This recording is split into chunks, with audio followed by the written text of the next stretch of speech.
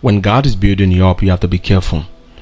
When God is putting you in a position where you're growing, things are changing, you're making some progress, be careful. I find myself sometime when I was in haste, I was totally in a hurry. I wanted things to change. I wanted some changes. I wanted things to work for me. I wanted everything to work for my good. I wanted every single thing to move according to plan.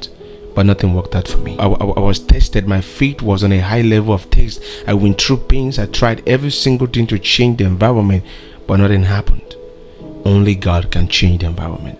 And then I noticed one of the most scary thing about life is when God is lifting you up, be careful, because the devil will try everything to bring you down. And when the devil brings you down, it's always very difficult for you to build it again. Not like you cannot change it, not like you cannot build it back, not like things cannot work out for you again, but it's always very difficult. Sometimes it takes years. Sometimes you may not even be able to build it again. When you destroy a house, it's easy to destroy it. It's easy to make plans on how to destroy a house. It's very difficult for you to build it again. So when God is putting you in a position when you're growing, you're seeing some change, things are beginning to turn around for you, be careful, because the devil will beat you down to your knees, and the devil will make sure you never succeed.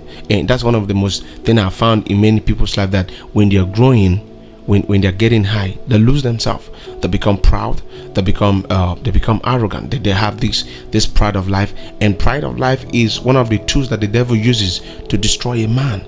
It's as easy as that. So when God is lifting you up, be careful, because the devil can bring you down. The Bible says all things work together to them that love God, to them that believe in Jesus Christ. So if you are a sinner, how can all things work out for you? If you're a pornography person, how can all things work out for you? If you're a masturbator, how can all things work out for you? If you're a womanizer, how can all things work out for you?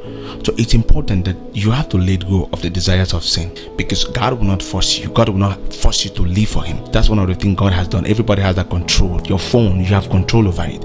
So you choose what you want to do with your phone. So be careful, because when you read that Bible verse, remember that the Bible didn't say that for those who misbehave, for on and off Christian people. If there's any other thing that I want to wish you or to tell you, the best advice I can tell you is to run away from sin. I've watched sin reduce great men to nothing. I've watched sin destroy people's life.